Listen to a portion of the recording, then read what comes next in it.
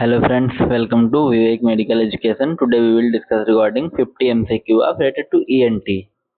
ENT मतलब ear, nose, throat.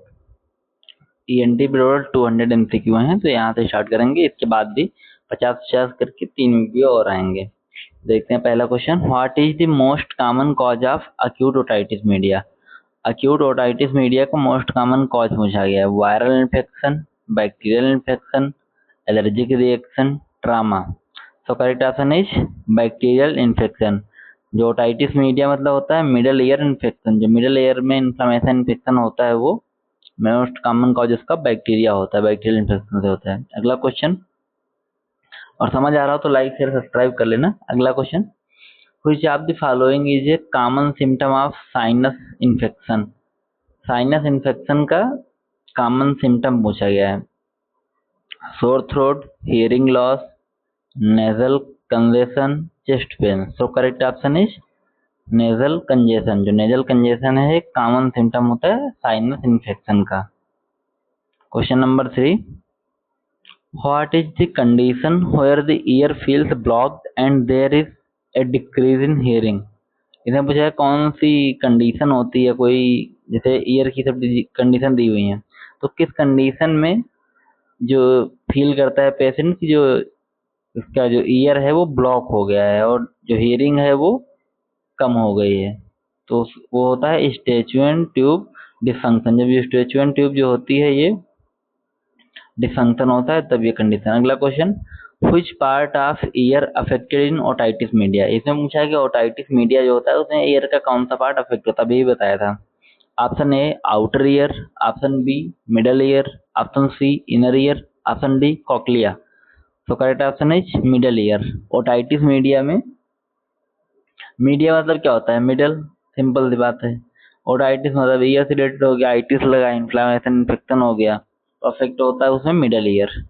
अगला question, which of the most common cause of hoarseness of voice. जो voice में hoarseness आती है उसका मेन कॉज क्या होगा। Laryngeal cancer, laryngitis, vocal cord nodules, reflux laryngitis. तो करेक्ट ऑप्शन लैरिंजाइटिस। लैरिंजाइटिस मतलब जो लैरिंग्स होता है जब भी उसमें इन्फ्लेमेशन होगा तो उसे बोलते हैं लैरिंजाइटिस। ऑप्शन बी इसका करेक्ट होगा। Larynx is also known as voice box. Voice box ये लैरिंग्स को बोलते हैं। अगला question, what is the treatment for nasal polyps. Nasal polyps के लिए ट्रीटमेंट क्या होगा। Antibiotics, surgery, antihistamines, corticosteroids. तो correct option is corticosteroids. Nasal polyps में कार्टिकोस्टेरॉइड्स का यूज करेंगे। अगला question, which of the following is a common complication of untreated streptococcal pharyngitis. अगर किसी को अनट्रीटेड मतलब जो ट्रीट नहीं किया जा रहा है और स्ट्रेप्टोकोकल की वजह से फेरिंग से इन्फ्लेमेशन हुआ है, उसका कॉमन कॉम्प्लिकेशन क्या होगा। इसे पूछा गया है अनट्रीटेड स्ट्रेप्टोकोकल कॉम्प्लिकेशन, सीधे सीधे कि अगर स्ट्रेप्टोकोकस फेरिंजाइटिस है किसी को तो उसकी वजह से क्या कॉम्प्लिकेशन हो सकता है। Laryngitis, rheumatic fever, sinusitis, epiglottitis. तो correct option is rheumatic fever.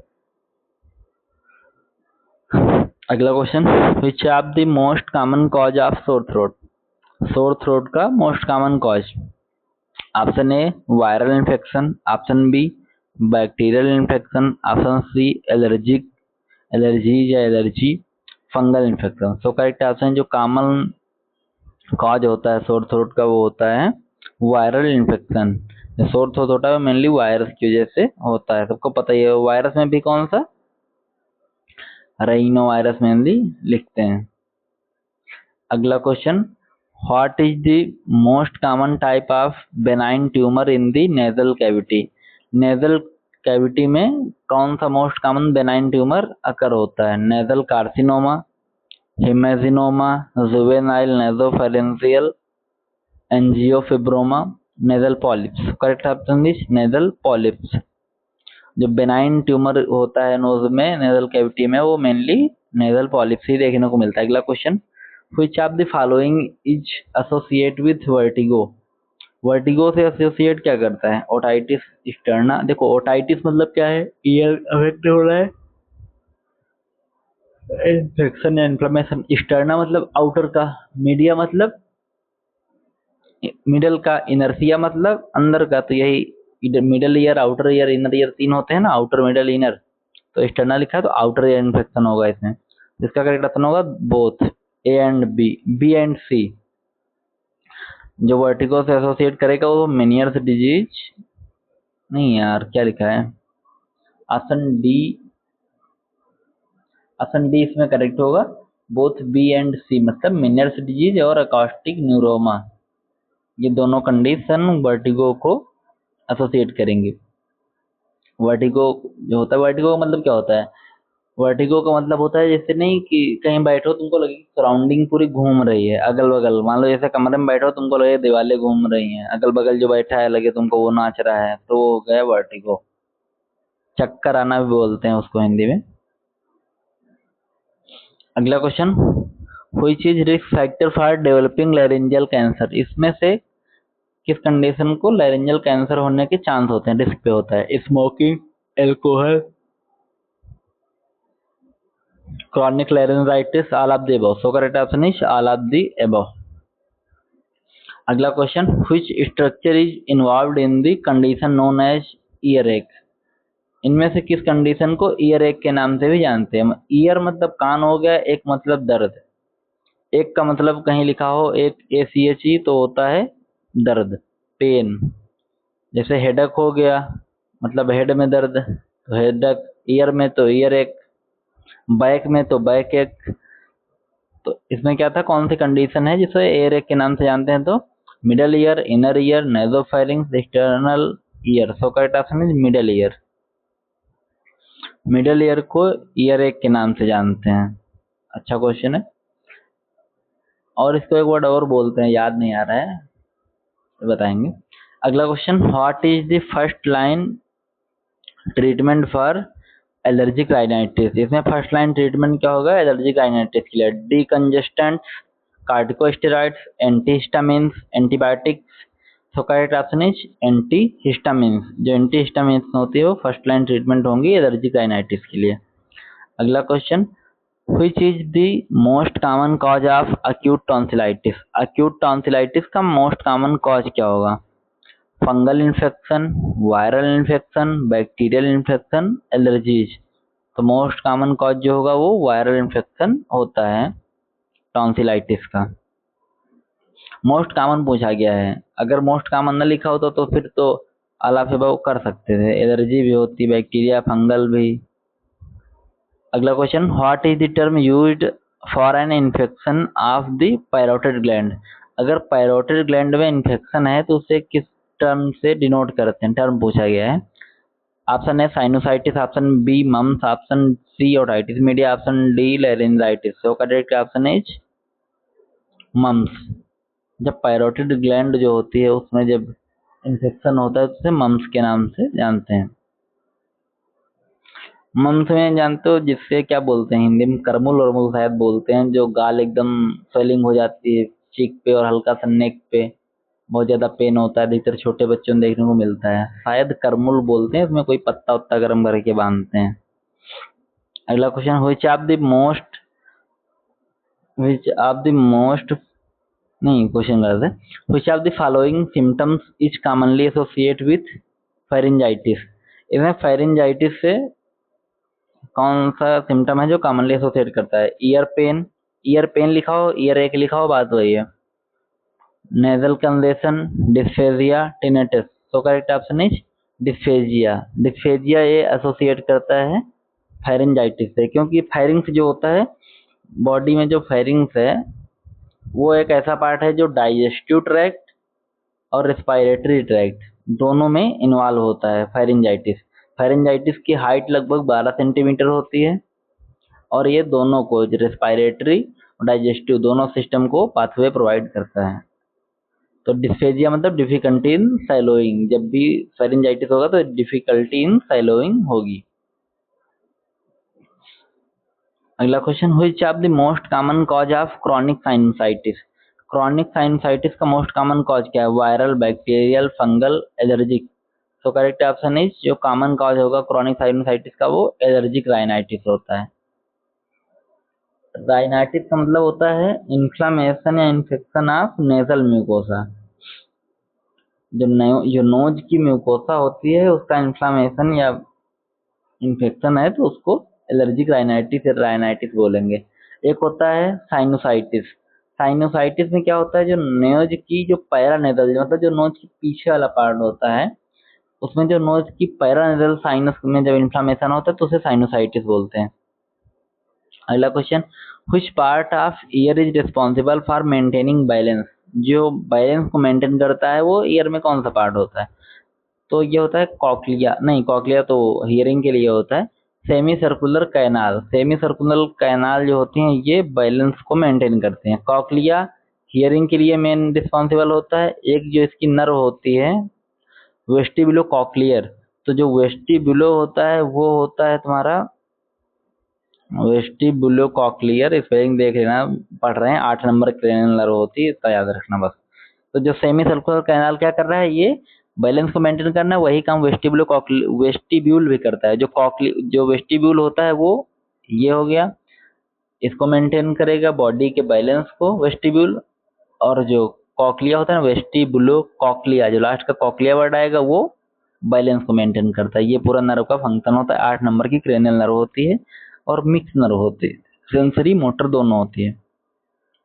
अगला क्वेश्चन, ये तो हो गया ना सेमी सर्कुलर कैनाल, अगर इसकी जगह पे वो भी लिखा होता वेस्टिबुलो वेस्टिब्यूल तो भी वो सही होता, वेस्टिब्यूल अगर लिखा होता तो वो भी करेक्ट होता।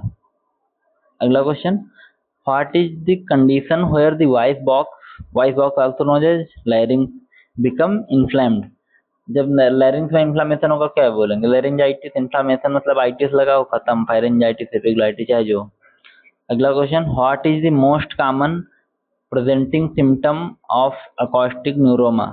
इसमें पूछा गया जो मोस्ट कॉमन प्रेजेंटिंग सिम्टम होगा अकॉस्टिक न्यूरोमा का कौन सा होगा? Vertigo, hearing loss, tinnitus, facial weakness. तो correct option is hearing loss.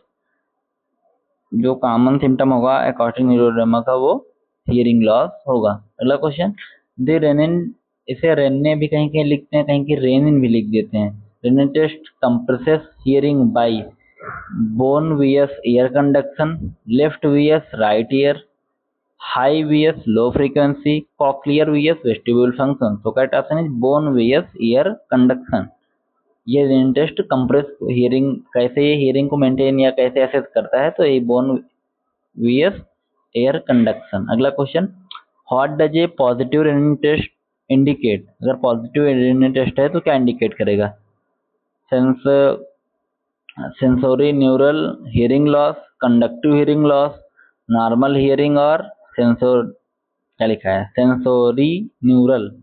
जैसे सेंसरी लिखते हैं तो ये लिखा है सेंसरी न्यूरल, पढ़ लेना अपने हिसाब से। Wax impaction, so correct option normal hearing और सेंसरी न्यूरल, ये है एक पॉजिटिव रेनिन इंडिकेट। जो हियरिंग है नॉर्मल और सेंसरी न्यूरल लॉस। अगला question, a deviated nasal septum may be cause all except? अगर किसी का, इसे वो भी पढ़ते हैं डीएनएस, डी से डेविएटेड, एन से नेजल, एस से सेप्टम। अब डीएनएस वहाँ वो ग्लूकोज वाला नहीं है, तो इसमें कौन सा नेजल, इसमें लिखा है ए डेविएटेड नेजल सेप्टम में कॉज ऑल एक्सेप्ट। इसमें पूछा जो डीवीएस होगा, डीएनएस होगा, डिजिटल नर्वस सिस्टम, वो तीन चीजें इसमें कॉज कर सकता है कि इसको छोड़ के, तो एक कौन सा होगा? Nasal obstruction, recurrent sinusitis, epistaxis. Epistaxis का मतलब होता है नोज ब्लीडिंग।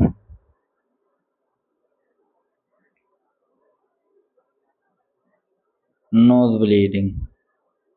अगला क्वेश्चन, तो इसका करेक्ट ऑप्शन होगा ओटाइटिस एक्टर्ना। जो ओटाइटिस एक्टर्ना होता है उसका डीएनएस से कोई मतलब नहीं होता है, डेविएटेड नेजल सेप्टम से कोई मतलब नहीं है इसका। अगला question, tonsillectomy is absolutely indicating. जो टॉन्सिलेक्टमी होते हैं, जो टॉन्सिल एक्टमी मतलब निकालना, जो टॉन्सिल्स को रिमूव करते हैं तो उसमें क्या इंडिकेशन होगा? Chronic tonsillitis, peritonsillar abscess obstructive sleep apnea in children, recurrent sore throat. So correct option है obstructive sleep apnea in children. देखो obstructive मतलब obstruction की वजह से स्लीप अपनिया हो रहा है. अपनिया मतलब absence of breathing for short time के लिए पेशेंट सांस ही नहीं ले पाएगा, तो वो इस कंडीशन में टॉन्सिल्स को रिमूव आउट कर देते हैं. ये मेनली बच्चों में होता है. अगला question, the most common site of epistaxis in children. Children में मोस्ट कॉमन साइट क्या है एपिस्टैक्सिस की? स्पेलिंग थोड़ा लिखी है, पढ़ लेना. Kiesselbach plexus, Woodruff plexus, sphenopalatine artery, ethmoidal artery. अब इतने बड़े बड़े नाम है, लाइक वाइक कर लेना, लाइक शेयर सब्सक्राइब इच्छा हो तो. केसेल ब्रांच प्लेक्सस पहला ऑप्शन सही है, जो लिखा है वो पढ़ लो. जो मोस्ट कॉमन साइट होगी एपिस्टैक्सिस की वो यही है. अगला क्वेश्चन, ग्रैडिग्नोस सिंड्रोम इन्वॉल्व करता है facial paralysis, six nerve palsy, otitis media, facial pain, deafness, vertigo, nausea, nasal blockage and anosmia. Correct answer is six nerve palsy, otitis media, facial pain. ये तीन चीजें ग्रैडिग्नोस सिंड्रोम इंडिकेट करता है. तो 6 number की cranial nerve कौन सी होती है? देखो सबसे पहले ऑल्फैक्टरी, फिर optic, oculomotor, trochlear, trigeminal, abducens. जो अब्डूसेन नर्व होगी वो है 6th नर्व, उसका डिसफंक्शन. ओटाइटिस मीडिया मतलब मिडल ईयर इन्फेक्शन और फेशियल पेन. ये क्वेश्चन हो गया. अगला question, what is the most common intracranial complication of otitis media? Otitis media का इंट्राक्रेनियल कॉम्प्लिकेशन कौन सा होगा जो मोस्ट कॉमन होता है? Meningitis, brain abscess, lateral sinus thrombosis, encephalitis. तो correct option is meningitis.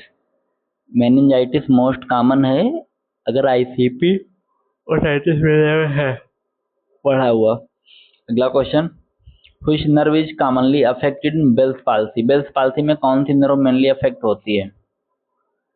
Bell's palsy में फेशियल पैरालिसिस होती है, तो ये ऑप्शन बी करेक्ट होगा. फेशियल पैरालिसिस होता है और इसमें ये फेशियल नर्व जो होती है वो 7 नंबर की क्रेनियल नर्व होती है. जिसे क्रेनियल नर्व नहीं याद है चैनल पे जाके देख सकता है, उसकी मैंने ट्रिक के साथ याद कराई है, याद हो जाएंगी. अगला question, the Weber test is used to detect. जो वेबर टेस्ट करते हैं वो क्या डिटेक्ट करने के लिए करते हैं? Otosclerosis, sensory neural versus conductive hearing loss, vestibular function, tinnitus. So correct option है सेंसरी न्यूरल वियस कंडक्टिव. एक तुक्का मारने के भी सही होता है, अगर बड़ा ऑप्शन दिखे तो मार दो. हमको अधिकतर ये सही मिला है जब हमने तुक्का लगाया है. जब भी कोई सबसे बड़ा ऑप्शन मिले अब हर जगह यही न लगा देना, पहले पढ़ लेना उसके बाद. अगला question, the most common cause of strider in infant. Strider का मोस्ट कॉमन कॉज क्या है इन्फेंट में? इन्फेंट में इसके होता क्या है? सबसे पहले इन्फेंट मतलब होता है बिलो 1 ईयर, बिलो 1 ईयर. और अगर इधर पूछा जाए तो 28 दिन से. एक होता है न्यूबॉर्न. न्यूबॉर्न का मतलब होता है 28 दिन तक. और प्री टर्म का मतलब होता है जो जैसे प्रेगनेंसी होती है तो कितने वीक की होती है, 38 या 39 बोल सकते हो. तो अगर किसी का जन्म 37 वीक में किसी बच्चे का जन्म हो रहा है तो 37 या उससे पहले तो उसे प्री टर्म बोलते हैं. तो मोस्ट कॉमन कॉज होगा स्ट्राइडर का इन्फेक्ट में लैरिंजोमलेशिया. लैरिंजोमलेशिया यहाँ पे ऑप्शन ए करेक्ट होगा. ये स्ट्राइडर है, जो स्ट्राइडर का मोस्ट कॉमन कॉज होगा इन्फेंट्स में.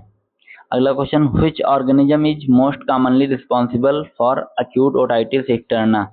इसमें पूछा गया मोस्ट कॉमन कौन सा क्या रिस्पॉन्सिबल होगा अक्यूट ओटाइटिस एक्सटर्ना के लिए? Streptococcus pneumonia. सीधे सीधे पूछा जाए तो कॉजेटिव एजेंट पूछ लिया यहाँ पे बस. स्टेफाइलोकोकस ऑरियस, स्यूडोमोनास, यहाँ पे होगा स्यूडोमोनास एरिंजियोनोसा. बहुत बड़े बड़े नाम हैं बैक्टीरिया के यार। ऑप्शन सी करेक्ट है इसमें। अगला question, the most common fungal cause of otomalacia, नहीं ऑटोमायोकोसिस है, sorry.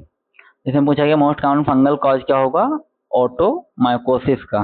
Candida albicans, Aspergillus niger, Rhizopus Mucor. So correct option is Aspergillus niger, ये करेक्ट ऑप्शन होगा। यही फंगल कॉज करता है, ऑटोमायोकोसिस जिसे बोलते हैं। अगला question, which of the following is not a function of Eustachian tube. Eustachian tube का फंक्शन क्या नहीं है इसमें से, equalising pressure, drainage of middle ear, protection from nasopharyngeal secretions, hearing high frequency sound. So correct option hearing high frequency sound, इसका कोई मतलब नहीं है स्टेचियन ट्यूब से, और बाकी के तीनों मिलते हैं। अगला question, which bone is most commonly fractured in nasal trauma. Nasal trauma में मोस्ट कॉमन कौन सी बोन फ्रैक्चर होती है, एथेमॉइड, मैक्सिला, नेजल, फ्रंटल। जो फ्रैक्चर होगा नेजल ट्रामा में तो क्या होगी, वो नेजल बोन ही फ्रैक्चर होती है नॉर्मल। अब नेजल बोन मैं ऐसे बता नहीं सकता, गूगल पे जाके इमेज देख लेना। अगला question, which is a malignant tumour of the nasopharynx. Nasopharynx का कौन सा मैलिग्नेंट ट्यूमर है, नेजोफेरेंजियल एंजियोफाइब्रोमा। अब इसमें देखो जितने वर्ड में ओमा, योमा, ड्रामा है, ये कैसे कैंसर होते हैं। अगर कैंसर नहीं पता है तो पहले कैंसर जाके पढ़ लेना, पहले या बाद में भी तो कैंसर की ट्रिक सब होती हैं। अगर कार्सिनोमा है या फिर क्या है, मैलिग्नेंट है, मेटास्टेसिस है, कैसे क्या हो रहा है, वो सब कैंसर से जब थोड़ा बहुत आता होगा तो आराम से एमसीक्यू सॉल्व हो जाएंगे। तो एमसीक्यू साथ में थ्योरी भी सॉल्व करते चलोगे तो ज़्यादा सही रहेगा। तो इसमें मैलिग्नेंट ट्यूमर जो होगा नेजोफेरिंक्स का, nasopharyngeal angiofibroma, nasopharyngeal carcinoma, inverted papilloma, osteoma. So correct option nasopharyngeal carcinoma, ये करेक्ट ऑप्शन होगा। अगला question, which cranial nerve passes through the internal acoustic meatus. Internal acoustic meatus से कौन सी क्रेनियल नर्व पास होती है, option A facial, option B trigeminal, option C glossopharyngeal, option D hypoglossal. तो correct option है facial nerve. Facial nerve होती है जो इंटरनल एकॉस्टिक मीटर से पास होती है। अगला question, the swimmer's test is used for diagnosing. Swimmer test होता है क्या, डायग्नोस कर लेके यूज करते हैं। Hearing loss, nasal obstruction, dry eyes, vestibular dysfunction. So correct option dry eyes, lacrimal function या फिर ड्राई आइस को इंडिकेट करेगा ये स्विमर टेस्ट। अगला question, what is the most common benign tumour of the parotid gland. Parotid gland का most common benign tumour कौन सा होगा, Warthin tumour, pleomorphic adenoma, adenolymphoma, acinic cell carcinoma, pleomorphic adenoma. So correct option यही होगा pleomorphic adenoma. ये most common benign tumour है जो parotid gland में होता है, जो सबसे ज्यादा पैरोटिड ग्लैंड को में होता है बेनाइन, वो प्लियोमॉर्फिक एडिनोमा। अगला question, all are features of Meniere's disease except. इसमें से 3 मेनियर्स डिजीज के फीचर्स हैं कुछ छोड़ के। Option A vertigo, option B sensory neural hearing loss, option C ear discharge, option D tinnitus. So correct option is ear discharge. Meniere's disease में कोई भी ईयर डिस्चार्ज नहीं होता है। अगला question, which investigation is best for assessing nasal cavity tumour. इसे कौन सा टेस्ट होगा जो नेजल कैविटी के ट्यूमर को बेस्ट असेस करेगा, CT scan, X ray, ultrasound, audiometry. So correct option is CT scan.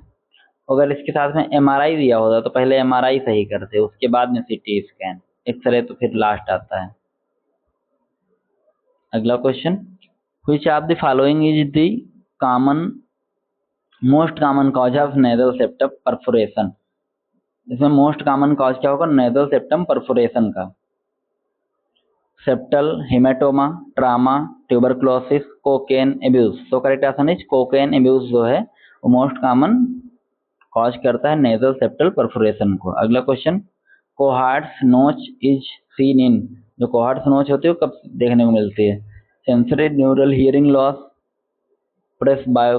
प्रेसबायोकसिस, otosclerosis, Meniere's disease. तो करेक्ट ऑप्शन इज ऑटोस्क्लेरोसिस, ये कोहार्ट नोच में देखने को मिलती है। अगला question, Which of the following is a pre-malignant condition of the oral cavity? Oral cavity का pre-malignant condition कौन सी है?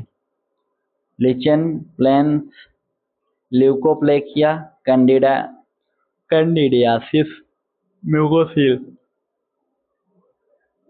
करेक्ट ऑप्शन है ल्यूकोप्लेकिया। ये प्री मैलिग्नेंट कंडीशन होती है ओरल कैविटी की, जिसे ल्यूकोप्लेकिया बोलते हैं। अगला question, most common congenital neck cyst is. Most common congenital मतलब बाई बर्थ कौन सा नेक सिस्ट होता है? Dermoid cyst, thyroglossal duct cyst, branchial cyst, branchial लिखा है sorry, lymphangioma. So correct option is thyroglossal duct cyst. देखो यहाँ भी बड़ा ऑप्शन करेक्ट। हर जगह नहीं होता है, लगभग ज्यादातर होता है, लेकिन तुक्का लगा सकते इसके बेस पे। A steeple sign on X ray is indicative of. Answer D, croup. Correct होगा इसमें क्रॉप। जो स्टेपल साइन होता है उसमें एक्सरे में क्या देखने को इंडिकेशन मिलेगा? तो crop, CROUP। Most common site of foreign body lodgement in the airway. Most common site क्या होगी जो फॉरेन बॉडी लॉजमेंट होते हैं एयरवे में? Right main bronchus, left main bronchus, trachea, vocal cord. So correct option है right main bronchus.